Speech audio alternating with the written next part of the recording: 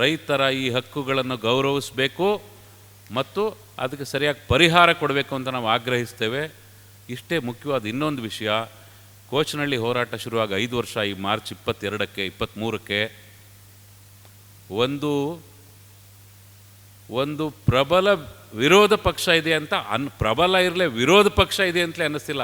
ಅವಕ್ಕೆ ರಾಮ ಮಂದಿರ, ಹನುಮ ಜಯಂತಿ, ಅದೇನೋ ಬಾಂಗ್ಲಾ ವಿದೇಶಿಗರು ಈ ಥರದ ಕೆಲಸಕ್ಕೆ ಬರದೇ ಇರೋದ ಅವರೇ ಕಾರಣರಾಗಿದ್ದಾರೆ. ಈ ಎಲ್ಲ ಹೋರಾಟ, ಈ ಎಲ್ಲ ನುಸುಳುವಿಕೆಗೂ ಅವರು ಮಾತಾಡ್ತಾ ಇದ್ದಾರೆ.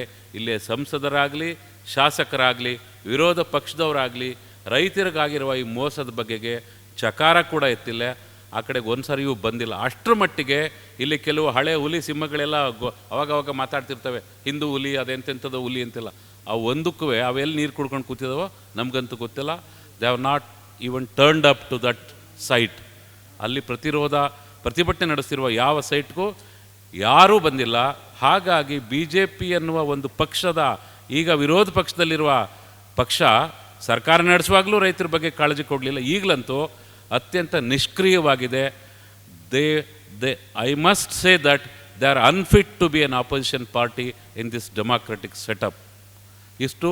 ಹಾಗಾಗಿ ರೈತರಿಗೆ ಮಾಧ್ಯಮಗಳ ಮೂಲಕ ಅವ್ರ ಹಕ್ಕನ್ನು ಪಡ್ಕೊಳ್ಳೋದಕ್ಕೆ, ಅವ್ರ ಹೋರಾಟನ ಯಶಸ್ಸು ಮಾಡಲಿಕ್ಕೆ ನೀವೆಲ್ಲರೂ ಕೂಡ ಸಹಕಾರ ಕೊಡಬೇಕಂತ ನಿಮ್ಮೆಲ್ಲರಲ್ಲಿ ಮನವಿ ಮಾಡ್ಕೊಳ್ತೇವೆ. ನಮಸ್ಕಾರ.